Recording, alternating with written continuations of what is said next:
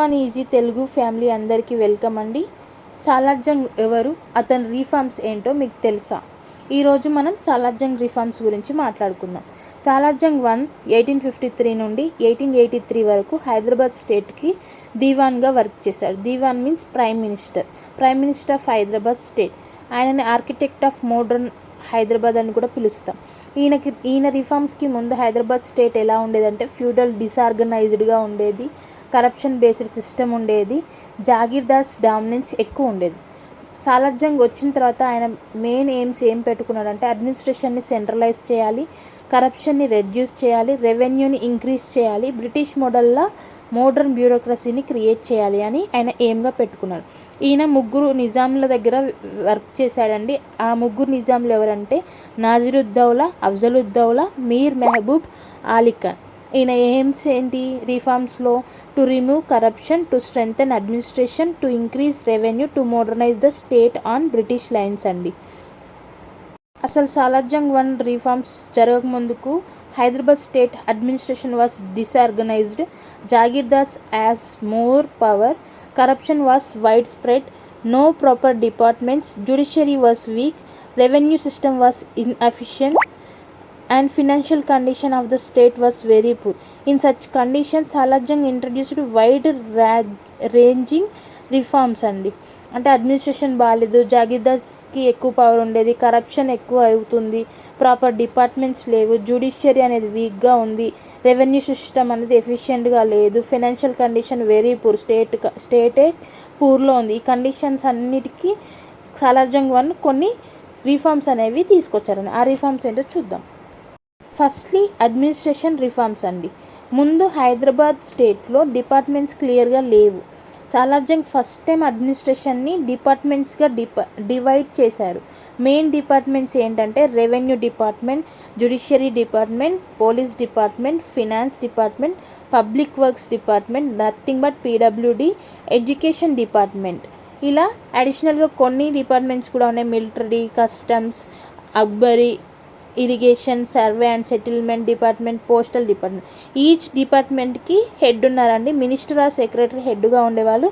వాళ్ళకి clear duties, clear responsibilities అనేవి క్లియర్గా వాళ్ళకి ఇచ్చారు. సెక్రటరీ హెడ్ డిఫైన్డ్ ఫంక్షన్స్ ఇచ్చారు. ఈచ్ డిపార్ట్మెంట్కి రిటర్న్ రూల్స్ అనేవి పెట్టారు.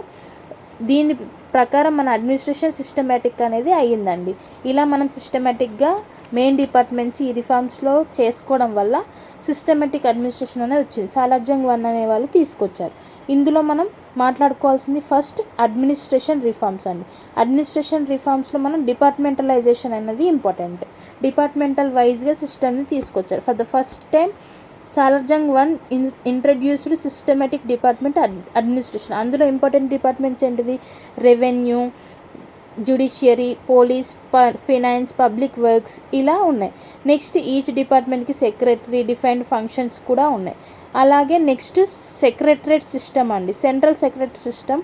సాలార్జంగ్ సెంట్రల్ ఆఫీస్ని సెక్రటరీ సిస్టమ్ లాగా డెవలప్ చేశాడు.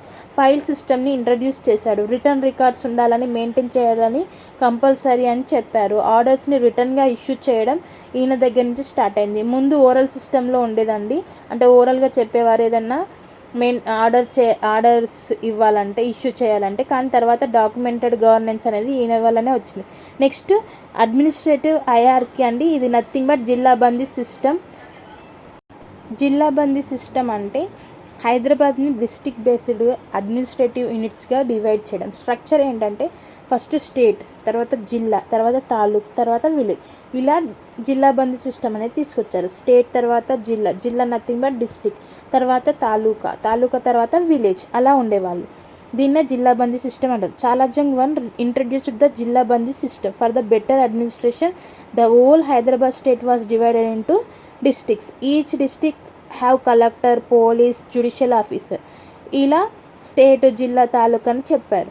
నెక్స్ట్ ఇందాక మనం స్లైడ్లో చూసినట్టు బ్యూరోక్రాటిక్ సిస్టమ్ కూడా ఉండేది. అఫీషియల్స్ని మెరిట్ బేస్లో అపాయింట్ చేసేవారు. క్లియర్ హైరార్కీ ఎస్టాబ్లిష్ చేశారు. నిజాము, దీవాను, సుబేదార్, కలెక్టర్, తహసీల్దార్, విలేజ్ ఆఫీసర్స్ లాగా హైరార్కీ ఉండేది. ఫస్ట్ నిజాం, తర్వాత దివాన్, తర్వాత సుబేదార్, తర్వాత కలెక్టర్, తర్వాత తహసీల్దార్, తర్వాత విలేజ్ ఆఫీసర్స్ ఉండేది. పర్సనల్ రూల్ నుంచి ఇన్స్టిట్యూషనల్ రూల్గా మార్చాడు. కంట్రోల్ ఓవర్ జాగీర్దార్స్, ఇంతకుముందుకు స్లైడ్లో మీకు 5th వన్ చూపించుంటుంది డీలో. కంట్రోల్ ఓవర్ జాగీర్దార్స్ అంటే జాగీర్దార్స్ పవర్స్ని రెడ్యూస్ చేశారు. అడ్మినిస్ట్రేషన్ సెంట్రల్ గవర్నమెంట్ కంట్రోల్లోకి తీసుకున్నారు. ఫ్యూడల్ సిస్టమ్ని ఇక్కడ వీక్ చేశారు. ఎందుకంటే జాగీర్దార్స్ పవర్స్ తీసేస్తే ఫ్యూడల్ సిస్టమ్ కూడా పోయినట్టే కదండి. అలా మనకి తీసుకొచ్చారు. ఇందులో మనకి మెయిన్ ఇంపార్టెంట్ ఏంటంటే జిల్లాబందీ సిస్టమ్ అండి. ఇది బాగా గుర్తుంచుకోవాలి. సారాజ్యంగా ఇంట్రడ్యూస్ చేసిన గొప్ప సిస్టమ్ ఇది. బెటర్ అడ్మినిస్ట్రేషన్ కోసం ఇది తీసుకొచ్చారు. హైదరాబాద్ స్టేట్ మొత్తం జిల్లాస్గా డివైడ్ చేశారు. State, zilla, taluka and village. Next revenue reforms అండి. నెక్స్ట్ రెవెన్యూ రిఫార్మ్స్లో first abolition of tax farming అంటే ముందు కాంట్రాక్టర్స్ ట్యాక్స్ కలెక్ట్ చేసేవాళ్ళు, కరప్షన్ ఎక్కువగా ఉండేవాళ్ళు. కాంట్రాక్టర్స్ ఉండేవాళ్ళు, వాళ్ళు కలెక్ట్ చేసేవాళ్ళు.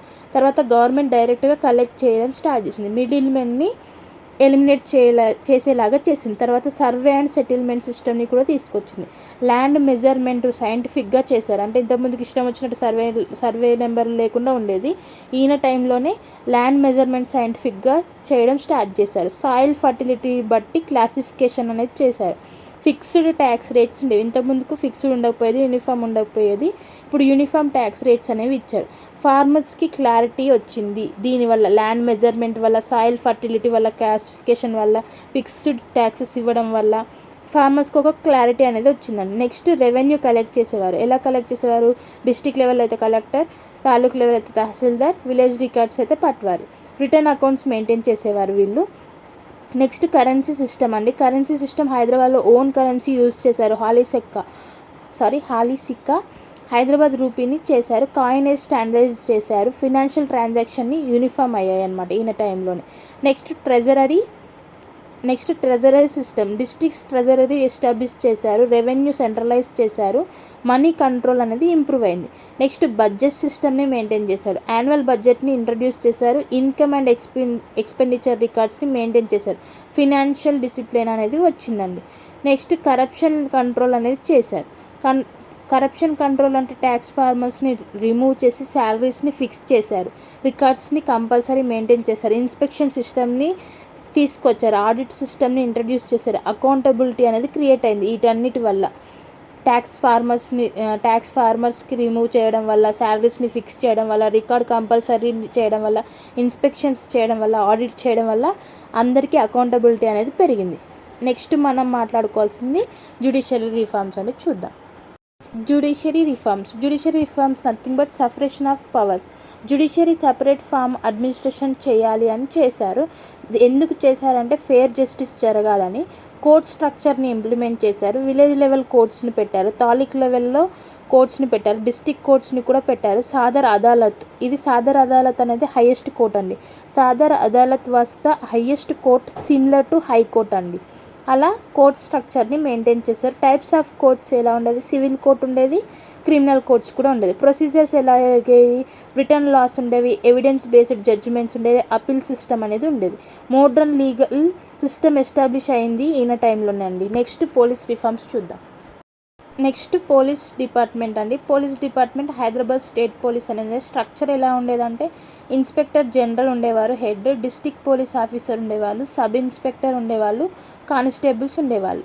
ఇందులో మనం మెయిన్గా మాట్లాడుకోవాల్సింది పోలీస్ యూనిట్స్ అండి. ఠాణా అంటే మెయిన్ పోలీస్ స్టేషన్, చౌకీ అంటే స్మాల్ అవుట్ పోస్ట్ అండి. ఫంక్షన్స్ ఏంటి పోలీస్ స్టేషన్ది అంటే to maintain law and order, crime control చేయడము, ఇన్వెస్టిగేషన్ చేయడము, లోకల్ డిస్టర్బెన్స్ని కంట్రోల్ చేయడం.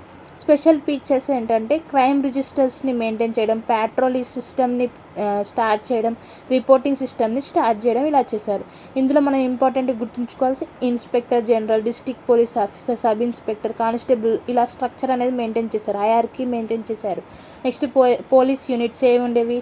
పోలీస్ స్టేషన్ని తానా అనేవాళ్ళు, చౌకీని ఏమో అవుట్ పోస్ట్ని చౌకీ అనేవాళ్ళు. ఇది సబ్ యూనిట్ విలేజెస్లో ఉండేది. మెయిన్ యూనిట్ ఏమో మనకి తానా అనేది ఉండేది. తానా నథింగ్ బట్ పోలీస్ స్టేషన్ అండి, ఇది గుర్తుంచుకోవాలి. ఎందుకు ఈ పోలీస్ స్టేషన్లు అంటే maintain law and order, prevent crimes, investigation of cases ఇలా ఉంటాయి. నెక్స్ట్ అదర్ డిపార్ట్మెంట్స్ అండి. అదర్ డిపార్ట్మెంట్స్లో మనకి public work and economic reforms అనేవి జరిగినాయి. రోడ్స్ కన్స్ట్రక్ట్ చేయడము, ఇరిగేషన్ వర్క్స్ చేయడము, ట్రేడ్ ఇంప్రూవ్మెంట్ అవ్వడము, ఎకానమీని స్ట్రెంగ్తెన్ చేయడం, ఎకానమీని స్ట్రెంగ్తెన్ చేయడం, ఎడ్యుకేషన్ రిఫార్మ్స్ వచ్చాయి, స్కూల్స్ ఎస్టాబ్లిష్ చేశారు, వెస్టర్న్ ఎడ్యుకేషన్ ఇంట్రడ్యూస్ చేశారు, ఎడ్యుకేషన్ స్ప్రెడ్ స్టార్ట్ చేశారు, అదర్ సిస్టమ్స్ని ఇంట్రడ్యూస్ చేశారు like record system, file documentation, audit system, account checking, inspection system, officer supervision, communication system, administration connectivity, ఇలా అన్ని అదర్స్ డిపార్ట్మెంట్స్ని కూడా తీసుకొచ్చారు. Finance department manage state finances, budget, accounts and expenditures గురించి చూసుకోవడం, పబ్లిక్ వర్క్స్ అంటే like construction of roads, bridges, building, tanks, canals ఇవన్నీ చూసుకోవడము. Next education department establishment of schools, promote modern education like western education, customs department, అక్బరీ department like collected taxes and liquor, irrigation department, other systems like record system all ట్రాన్సాక్షన్స్ని record చేసేలాగా రైటింగ్లో. Next inspection, రెగ్యులర్గా inspect చేయాలి district by higher officials, audit system అకౌంట్స్ని చూసుకోవడము, prevent of appropriation, communication system post like డాకా and messengers were organized, training of అఫీషియల్స్కి training ఇచ్చేవాళ్ళు to improve efficiency. Village level administration పటేల్ని పెట్టారు. పటేల్ అంటే village head. Patwari maintain land records. They assisted in revenue collection and maintaining law and order in like police లాగా పనిచేసే వాళ్ళు పట్వారీ వాళ్ళు కూడా. జ్యుడిషియరీ మెయింటైన్ చేసేవాళ్ళు. ఇలా మనకి సాలార్జంగ్ రిఫార్మ్స్ అనేవి హైదరాబాద్ని ఫ్యూడల్ సిస్టమ్ నుండి మోడ్రన్ బ్యూరోక్రాట్ స్టేట్గా మార్చింది. వన్ లైన్లో చెప్పాలంటే సాలార్జంగ్ ఇంట్రడ్యూస్ చేసింది centralised administration, modern departments, systematic revenue, judicial system, transforming Hyderabad into an efficient state. అందుకే సాలార్జంగ్ రిఫార్మ్స్ అనేవి చాలా ఇంపార్టెంట్ అండి. సాలార్జంగ్ రిఫార్మ్స్ వల్ల చాలా ఇంపాక్ట్ జరిగింది. పాజిటివ్ ఇంపాక్ట్స్ ఏమో మోడర్న్ అడ్మినిస్ట్రేషన్ సిస్టమ్ని క్రియేట్ చేయడం, రెవెన్యూ ఇంక్రీజ్ అయింది, కరప్షన్ రెడ్యూస్ అయింది, judiciary became independent, law and order improve అయింది, ఇన్ఫ్రాస్ట్రక్చర్ డెవలప్ అయింది, ఎడ్యుకేషన్ డెవలప్ అయింది. లిమిటేషన్స్ ఏంటంటే జాగీర్దారీ సిస్టమ్ని లిమిట్ చేసింది.